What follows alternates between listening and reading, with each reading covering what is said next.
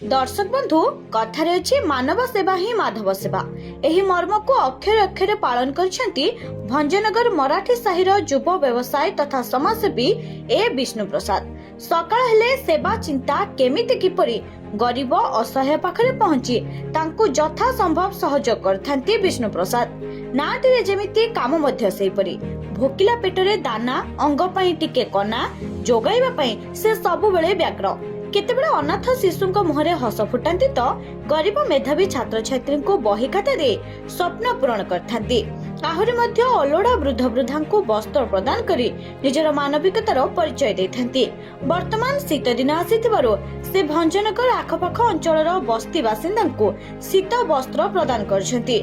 तांकर ही महत् कार्य पई भंजनगर जनसाधारण प्रिय भाजन होई पारछंती। से विष्णु प्रसाद जने समाजसेवी व्यतीत जने भल क्रीड़ाविद और क्रीड़ा प्रशंसक। भंजनगर सहर में फुटबॉल खेलर प्रचार प्रसार पई से निजे और तांको परिवार अन्य भाई माने बेस सहयोग करछंती।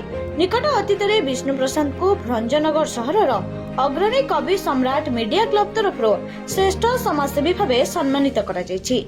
भंजनगर पुरुषोत्तम महापात्रଙ୍କ रिपोर्ट ओडिशा भॉइस 24।